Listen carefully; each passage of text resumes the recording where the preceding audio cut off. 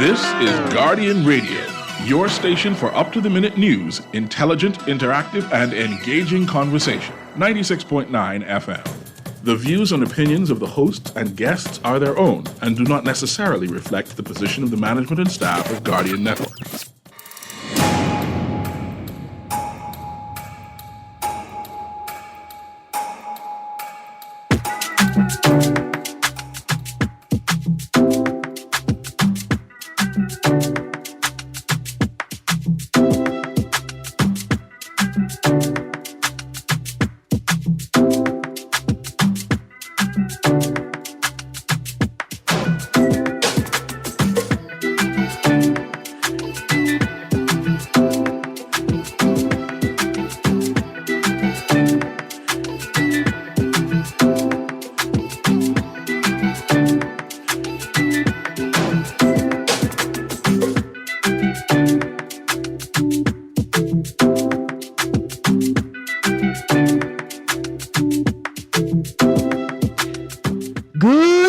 This morning, and welcome back to Guardian Radio 96.9 FM, your station for fresh news, smart talk all day.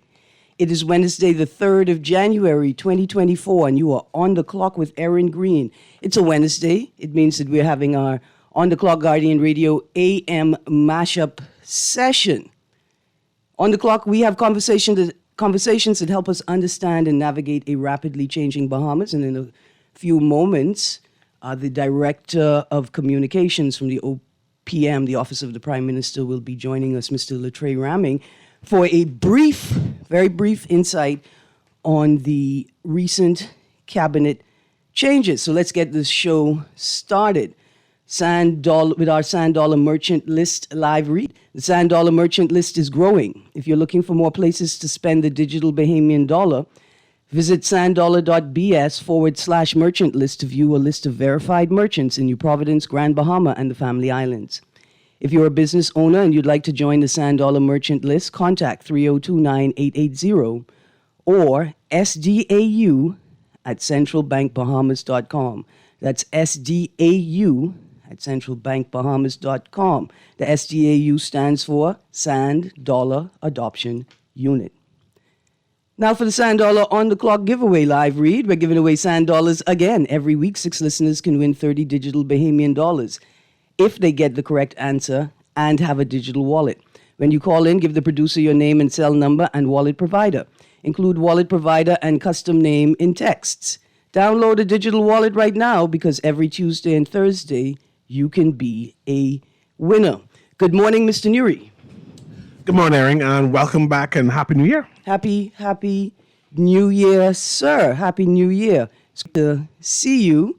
I had a trivia yesterday, Mr. Nuri. Okay. Do you know what was the top soca video of the year, 2023, for the Caribbean Music Awards? It was in the Bahamas. No, but I mean, it might as well have been because we adopted the song as if it was our own. Which song was that? Mind My Business by Patrice Roberts. What mind business? Drink water and mind my business. I'm Bahamian? No. Which means Is Patrice Roberts? I don't think Patrice Roberts is Bahamian. She might as well, though. She might as well be Bahamian. I say we could cover that. I don't want to say teeth. But did we cover it? Or did we just sing it just like how she sang it? I think she sang it. Oh. I think she just sounded like a Bahamian. Okay. And I don't think anybody mad at that. Ali, producer, is Patrice Roberts a Bahamian? Anyway, she might as well be a Bahamian, last name Roberts, and a song like that. We love it, and we love her for it. So, Mr. Nuri, as we await the arrival of the Director of Communications, let's go through some of the headlines to talk about this today. Yeah, man. Let's go. All right. I found two things. I found this article from last year's Guardian. I like saying that even though it's only a few days away. In speech at Life at Key, PM hits at economic inequalities. And then someone sent me a copy of the speech. Maybe we could read a bit from that today. Mm-hmm. Followed by Pinder says industrialized countries owe obligation to vulnerable countries. And then Investment Authority wants more entrepreneurial opportunities from FDI projects. Next on the list, Abaco waste management sites would cost over $100 million to restore. FOIA office awaits technology to launch pilot program, and we follow that up with the story in today's paper, Freedom of Information, not top priority of government. And then BTC blames most of its network failures on electricity suppliers. Then I saw an interesting story, Mr. Nuri. The Bahamas Customs and Excise Department has made an announcement about an increase in passenger taxes and levies. People that want to leave the Bahamas. Pintard raises concerns with PM over Fiscal Responsibility Council. Hold on, Mr. Nuri. I just heard what you said. You said people want to leave the Bahamas? So you got to pay. No, they don't want to leave the Bahamas. So they don't have to pay. They have to leave the Bahamas. So they have to pay. Yeah, that's the problem. Because the tourists come, but they don't want to leave. Yeah. But they got to go back home. Yes. Even if only for a short time before they come join us. We will tax them. I mean, it'd be tax everybody. We may tax them a bit more. When we look at these fees, though, it turns out we may be taxing them a bit less. Oh. We'll see. Good morning, sir. Mr. Ramming?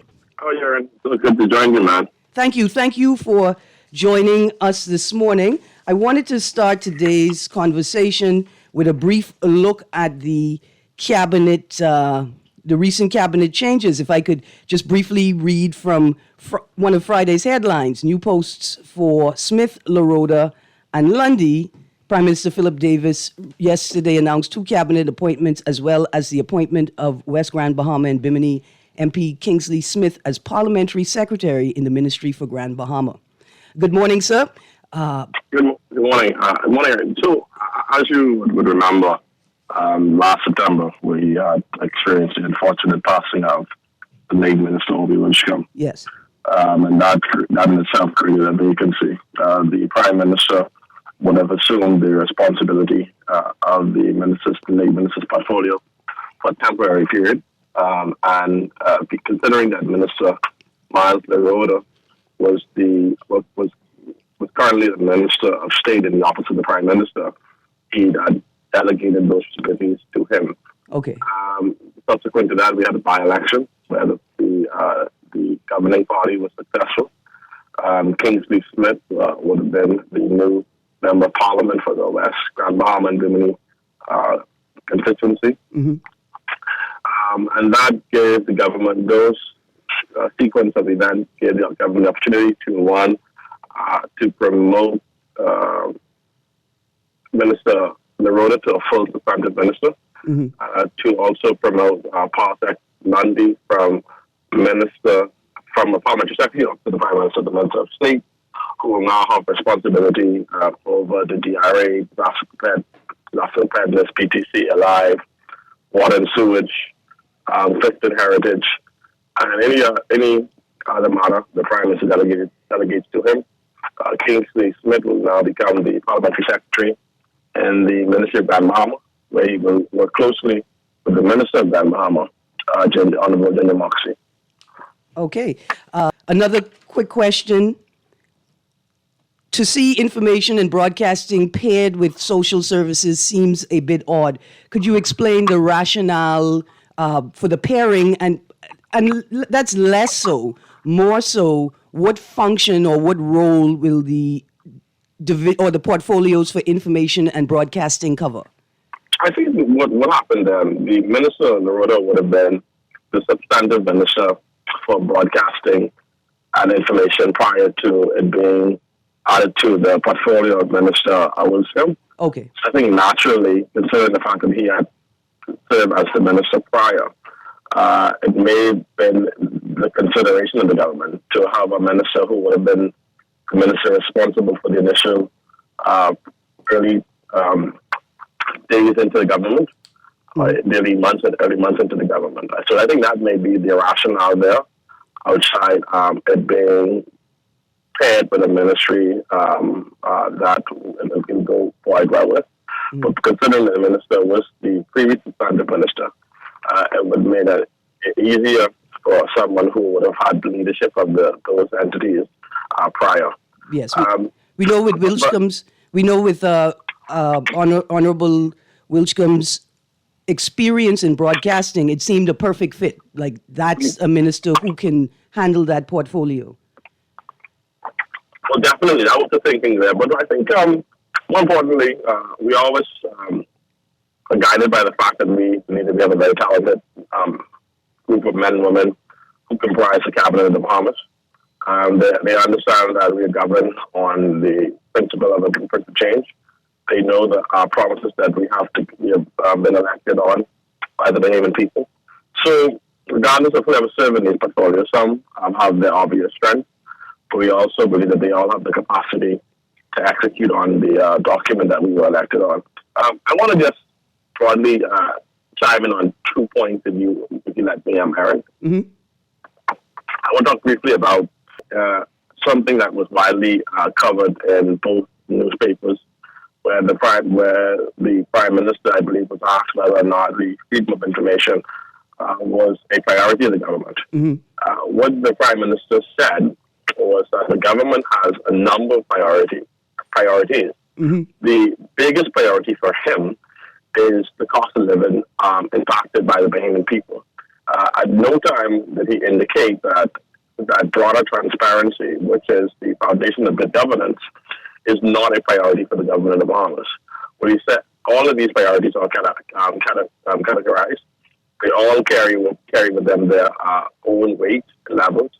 We know that one issue that impacts Bahamians on a daily basis is the cost at the grocery store, the cost for rent, the cost for healthcare, the cost for electricity. So this is something that greatly occupies time with the Prime Minister outside creating safer communities for people.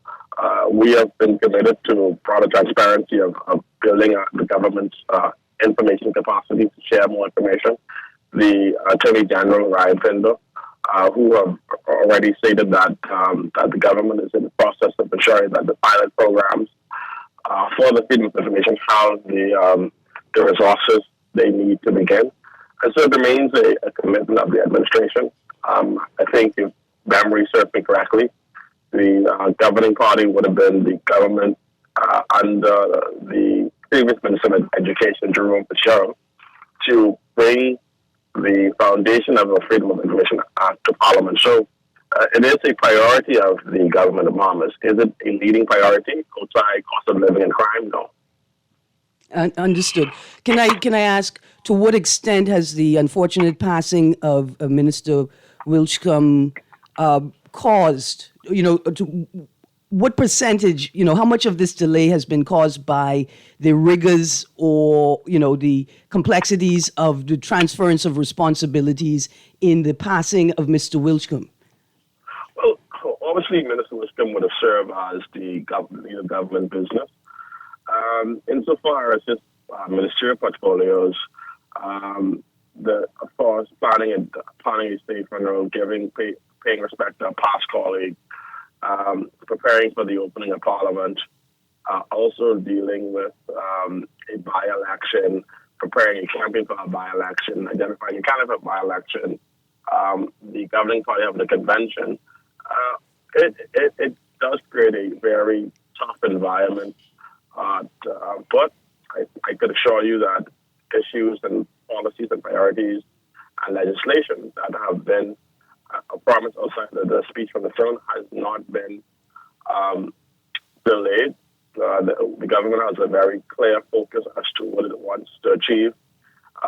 And the second phase of its administration. Whilst the passing of Obi Wilchcombe came with a shared complexities, in no way it became a barrier for the progress for the government. Matter of fact, we were had a renewed sense of inspiration and wanting to honor the legacy of Obi Wilchcombe, what he believed in, and wanted to ensure that the way we govern did right by those principles. Absolutely. Two quick questions.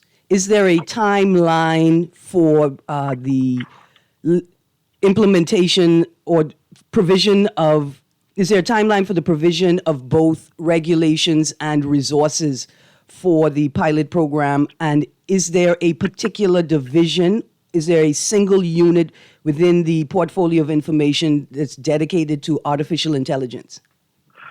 Well, I have to double check because I don't think that the Freedom of Information Act is under the is in the preview. I think it may be in the preview of the AG's office. And not the portfolio of information. Okay. Not portfolio of information. So what I think and the term information is really government, the way in which the government communicates with the public. In that regard, what I think could be a healthy addition to the, not healthy, but a much more constructive addition to the dialogue. I will speak to Press Secretary Keith Ladden. Okay. So where she could, at one of the presses, calls for the Attorney General to give a broader update as to where we are with the Freedom of Information Act. Okay. And what level of resources that we need to bring to it. Okay. You had a second question, but after your second question, I really want to speak to these new taxes and fees that came into effect yesterday. Okay. Yes, sir. You want to ask the second question first before I go to that? Oh, so well, I think maybe you answered a part of the second question with the first question, but which ministry will hold the unit responsible for artificial intelligence? Well, I think we have so artificial intelligence has to be seen in multiple perspectives. One, there is the opportunities that come with artificial intelligence. Okay. And there's the threat of artificial intelligence. Yes. And so there's a national security element of it. So I think what we have to do holistically as a government is see how collectively we respond to the issue of artificial intelligence. One of the things I think is something that the Prime Minister has been looking very closely at, particularly with his cabinet, his Caribbean colleagues. CARICOM has called for a special unit to focus on how we respond to these opportunities and threats. It's something that the cabinet of the Bahamas is going to be looking at very closely. Mm-hmm. We understand that technology is evolving quicker than the policies and regulations of governments around the world. There needs to be a conversation with the University of the Bahamas. Yep. To determine the role the university plays in framing and guiding the conversation. There needs to be a conversation with the wider public on what threats this will now pose to our democracy with deep fakes. And then there needs to be a wider conversation on how we preserve the intellectual properties of persons, how do we ensure the integrity of our institutions, and how do we improve the efficiency of government services.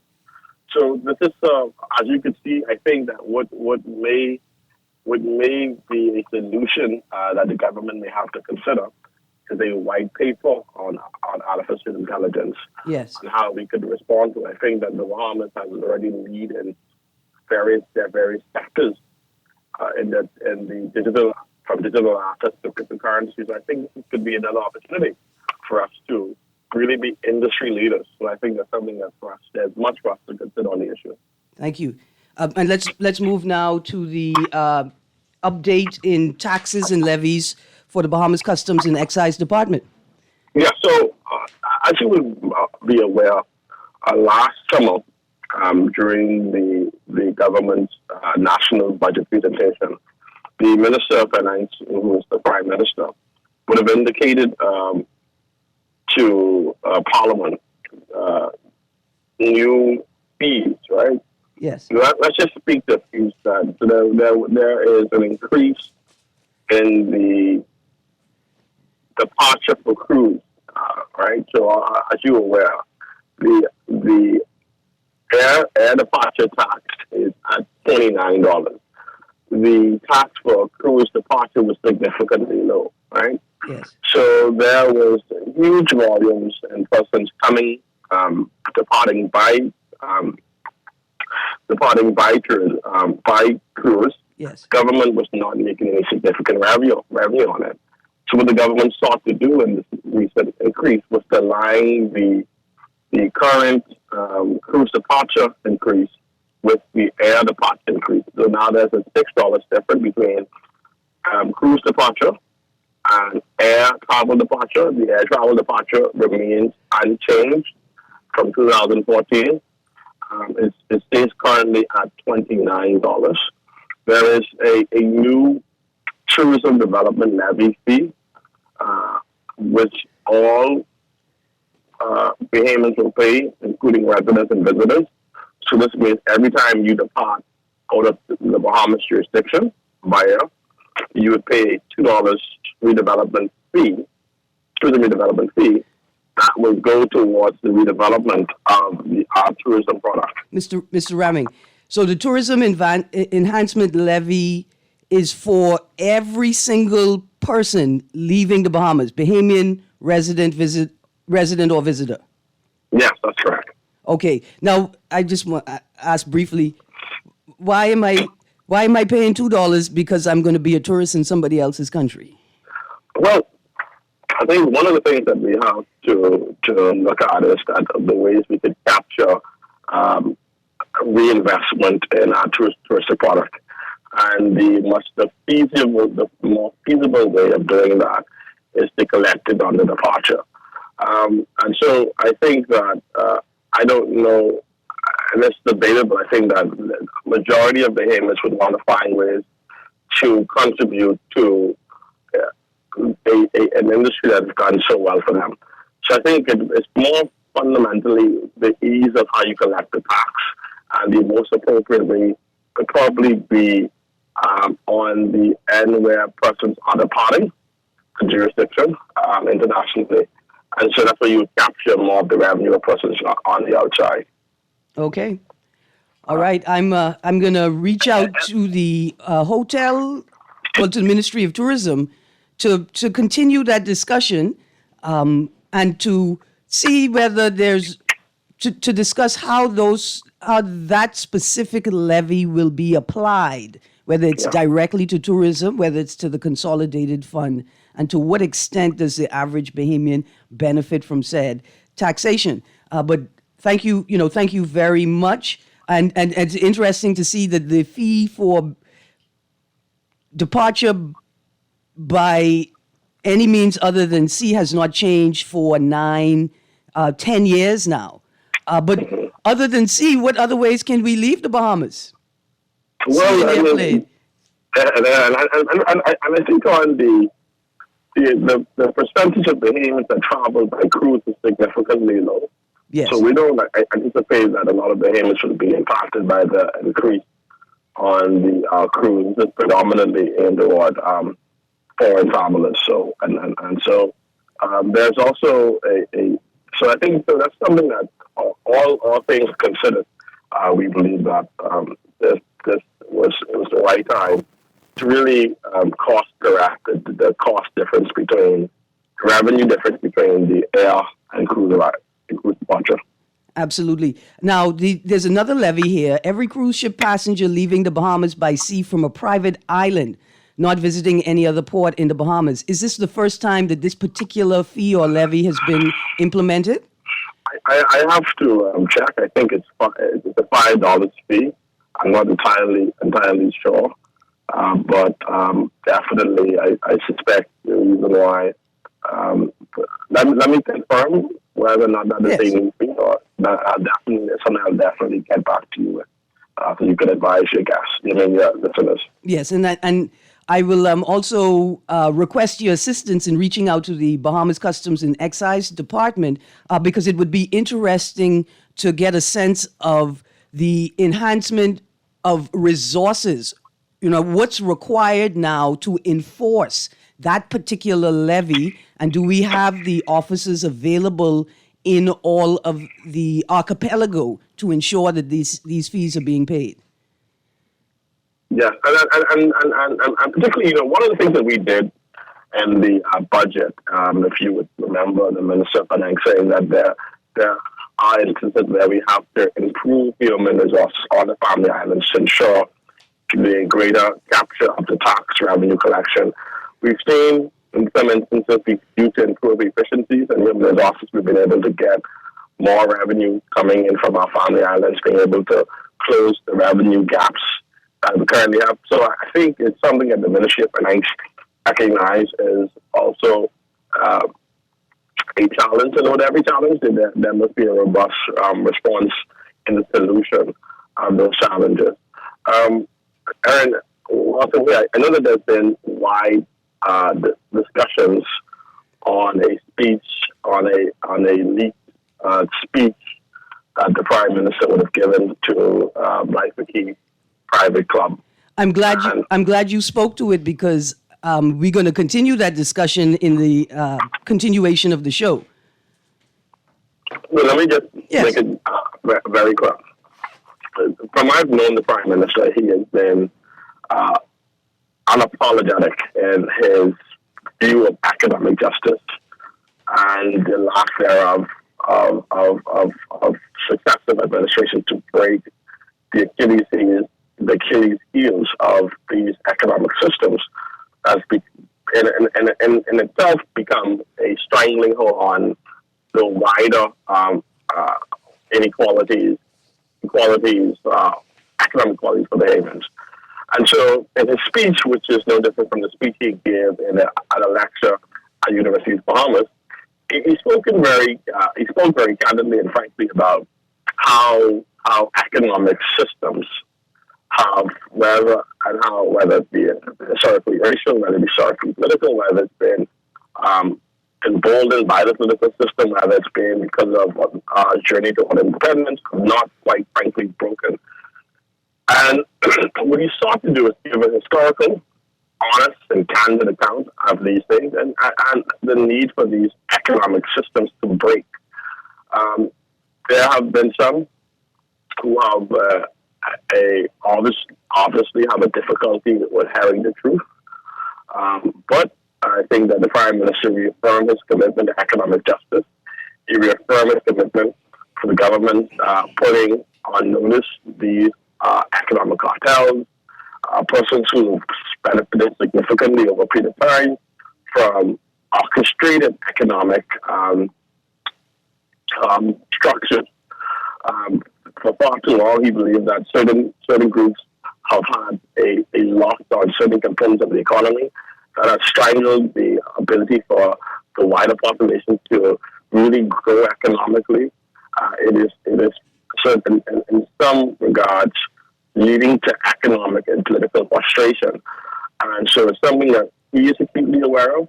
It's something that he spoke candidly about. Something that, in his view, that he didn't even go as far enough in saying he's very frustrated with the way in which certain economic systems work in the country, particularly some been spoken very candidly about the Graham economy and the economic systems around that, and the desire to break those things. So I think that in the coming months, you're going to see the Prime Minister take some very progressive steps on peeling those economic systems back.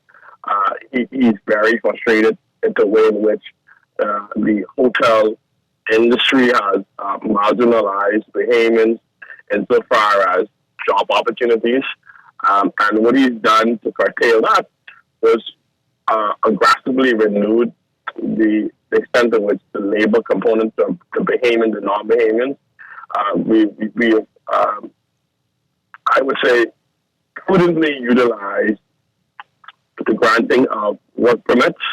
So in cases where there are Bahamians who are capable with carrying out a particular level of profession, the Prime Minister himself has instructed that those work permits either be withdrew or denied. And so, like I say, his behavior is very unapologetic when it comes to defending the rights, economic rights of Bahamians. Mm-hmm. He's going to continue to examine how we build on that. The theme of the speech, which some persons may have a difficulty with, is historical, and it's the truth. Yes, sir. Yes, sir. I'd like to say to you as Director of Communications, partially in jest, but it seems like Mia Motley and Chris Davis are rubbing off on the Prime Minister a bit too much. Y'all may have to take him back to London, lose some of his revolutionary spirit. No, he does. I mean, he himself, he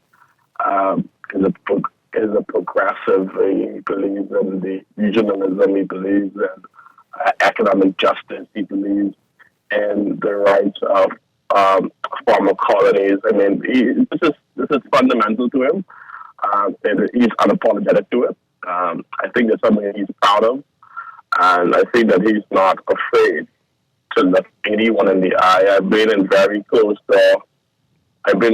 door meetings with the Prime Minister, whether he's speaking to the Secretary General of the United States, whether he's speaking to the Vice President of the United States, whether he's speaking to any foreign leader. He's very unapologetic on where the Bahamas stands. And as a small country, we are brave. We've been brave and standing up for the rights of Bahamians. I think he penned I'll share with you. He penned a very long letter to the Secretary General of the United Nations, arguing how the wider world has significantly disenfranchised the Bahamas financial service industry. Now it's done so based primarily on race, on a colonized mentality. Mm-hmm. And you've seen from that kind of conversation recently, the United Nations have taken a vote where they're considering a new approach to global infrastructure, whether it's on the issue of climate change. We've been very frank, whether it's talking to the climate envoy for the United States. I mean, he's not significantly impressed by the progress of globalized countries, industrialized countries. Yes. And so I'm proud of his leadership. I know most persons may not agree on every decision he can make, but what we can say that when it's time for him to defend the rights of the Bahamian people, he will do so unapologetically. Mr. Raming, I want to thank you very, very much. And I just want to say to my audience while you're here, I think some good follow-up reading. Let's start with the article in Friday's Guardian. In speech at Lyford Key, PM hits at economic inequalities. And then from the 12th of December, much earlier discussion, Pinder says industrialized countries owe obligation to vulnerable countries. And then another article from Friday that may be an interesting follow-up to the discussion. Investment Authority wants more entrepreneurial opportunities from FDI projects. Mr. Raming, I want to thank you very much. I do have a caller on the line. I want to say, to you and my audience at the same time that I did not intend to take calls for this portion of the show. Are you willing to entertain a call, sir? If I can hear it, I don't have objection to it. Okay, producer, let's plug that call through. Good morning, caller. Could you turn your radio down, please? Good morning, this is Greene. Sparky, could you turn your radio down, please? You're very... I'm listening to your other conversation and I'm really on.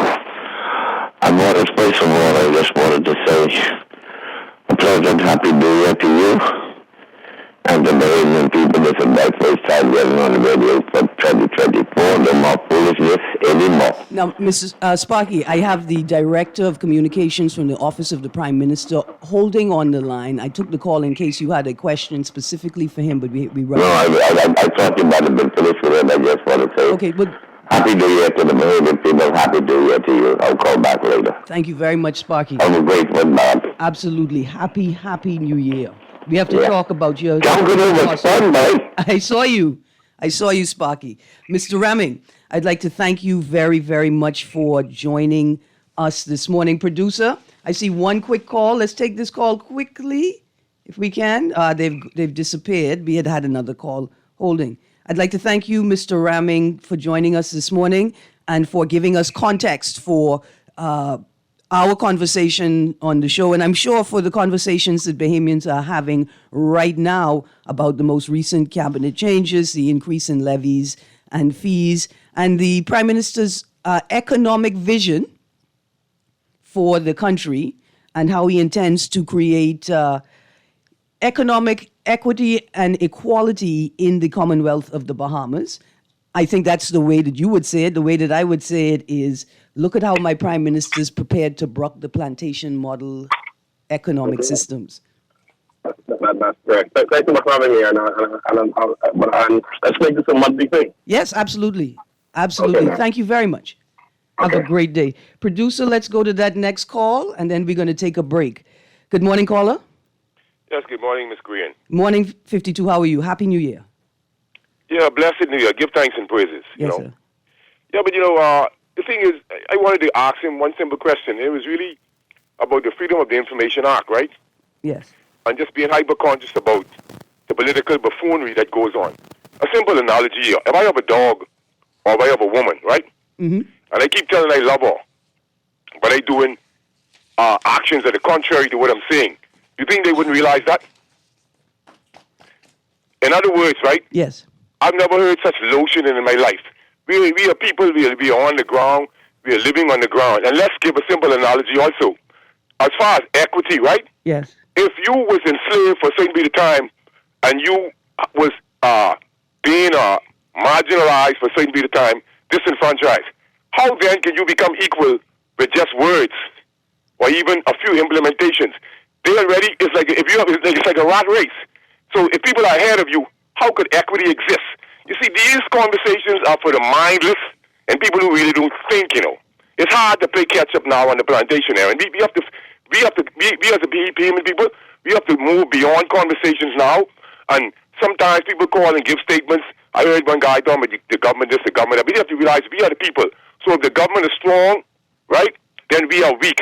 So we need opposition. We need civil disobedience. We need to be contrary. We can't be all congruent on the plantation and just singing kumbaya whilst the country is sinking. And people giving praises for what? Politics can't save us unless we get involved, Erin. When will we realize that it's the people? People coming on the radio, spewing garbage, burnishing, not even lotioning, burnishing.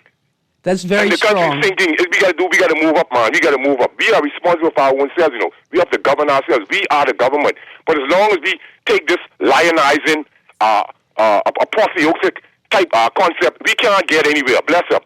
Thank you. 52, my intent is to open the doorway for conversation. I'll be honest with you. I'm just grateful to have a government actor come on and explain government policy. And then we take the conversation from there. We're grateful that they've come and provided a context for us to delve into our public critique of state systems. And I want to thank the Office of the Prime Minister and the Director of Communications, Mr. Ramming, for joining us this morning. I accept and extend said invitation, and hopefully we can make it a monthly conversation so that our critique is stronger because we have a broader context for our conversation and we have a direct link to the policymakers. Just because we're talking to them doesn't mean that we agree with them.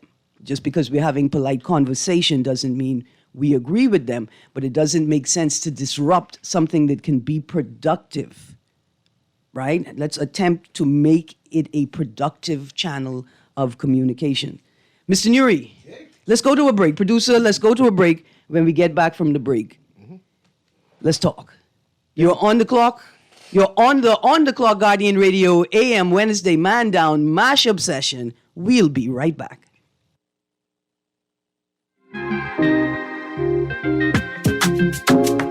Always on the go?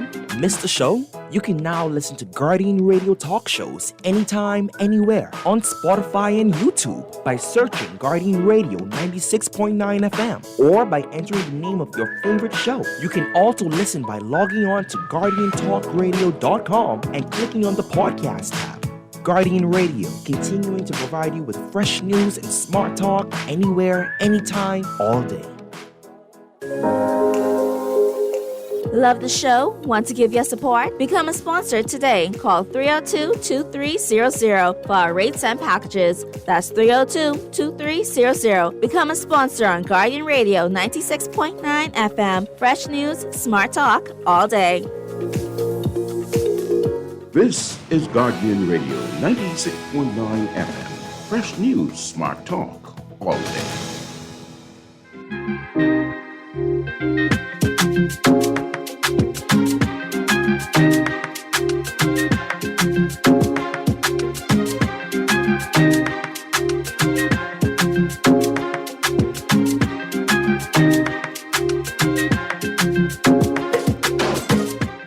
Welcome back to Guardian Radio 96.9 FM, your station for fresh news, smart talk all day. Good morning, Mr. Nuri. Good morning. I appreciate the Director of Information coming on and speak with you. I sat back and just to listen and the engagement, and I'm hoping that it does become a monthly thing where you can interrogate him on systems. Yeah. And it's the systems that I think a number of Bahamians do not appreciate or understand. Yes. And he can give insight on the systems, why, wherefores, and the intent. And there are times we get caught up in the politics of things and not appreciating the intent of things. And the director was able to hint towards the intent. Now, mind you, that begged for one or two questions I have still. A word he used, I'm uneasy with. And I'm not saying that he misused words or there's an intentional word, but I plan to interrogate that word just in case. So either he will respond again to say, well, this is what I meant, or I have to accept the word that he used. So I want to go down that tributary when we start. All right. Let me throw out the numbers to call. The numbers to call, 323-6232, 325-4316, 325-4259, 242-300-5720. The text line, as always, powered by BTC, 422-GR96. That's 422-4796. Remember, you can listen to the live audio stream or watch select programs on the live video stream, including these ones, on the Guardian talkradio.com website, guardiantalkradio.com. 323-6232, 325-4316, and 325-4259. Again, Family Island residents, 242-300-5720. Well, Mr. Nuri, let me get into the article then about the speech from Friday's Guardian. In speech at Lyford Key, PM hits at economic inequalities, 29th of December 2023. While the period from 1967 to 1992, and especially after independence in 1973, remains the most transformational time in our post-independence history, quote, close quotes, Ingram administration policies meant that those who already had significant capital did very well, and there was no significant positive impact on national development under a Minnis administration, Prime Minister Philip Davis said in an address to the Lyford Key Club. The address was made on November 25th, but the Office of the Prime Minister declined a Nassau Guardian request for a copy of the speech shortly after it was given, saying it was a private meeting. The Prime Minister's speech was yesterday widely circulated on social media. You want to pause there? Yeah, we can pause there. Okay. Let me do some analysis on that. Yeah. Firstly, the Prime Minister addressed two administrations, right? Despite there being four administrations. The two administrations, mind you, the speech is not a political speech. Right. Right? It's supposed to be a general speech on his position of his administration. The Davis administration. However, he didn't mention the Christie administration. Did he mention the Christie administration? I think he does mention the Christie administration. In terms of the critique? Briefly. But look at the top critique when he mentions yes. the Minnis administration was just above him. And he mentioned the Hubert Ingram administration above him. But no Christie but right no in the Christie middle. administration absolving them of whatever critique he is giving the two F&M administration. Therefore, his speech is political. I got you. It's a political speech, right? My concern is that it seems to have been a private, confidential, and I can use this word, secret meeting. And nothing that our Prime Minister does in the Commonwealth of the Bahamas is a secret meeting. And if it is a secret meeting, it's clandestine, right? The director, this is the word I said I'm having uneasy with, used the word leaked. Yeah. The meeting cannot be leaked. It has to be disseminated to the Bahamian people because the Prime Minister represents me. He doesn't represent Lyford Key. He doesn't represent a particular segment of the Bahamas. When he speaks, He speaks on behalf of me. Therefore, I need to know whatever he says so I can agree Or disagree. or disagree. I can support or conclude on what he said. Yes. Right? So when the speech said that he is doing it on behalf of the Bahamian people to promote equality or in general, equity, that's the word, equity for the Bahamian people. When it said that it's a secret meeting, not going to be disseminated to the Bahamian public, even though the media have asked for the notes on the meeting, that means whatever is said was not for the benefit of me. Because it was the benefit of me, I would have known about it. So even though the director tried to explain that he's trying to get equity for the Bahamian people, clearly that cannot be true because it's a secret. And I bring that to the point, again, by the former, what Clint Watson was before? Press secretary. Press secretary. At one point in time before he transferred job, said that our prime minister speaks to a particular audience and then speaks to the Bahamian people. Two different type of speech saying the same thing. Yeah. Right? With that as a backdrop, and I remember when Clint Watson said it first, I said, I can come and haunt him again because that sets a precedent, right? That if it is true, which got to be impossible, that a prime minister speaks to different audience, different ways, with different information for different agendas. That the idea that we're having a secret meeting in Life Key that we're not supposed to know about, not supposed to get a detail about, even though it's saying concerning the wider audience of the Bahamas, I am now concerned.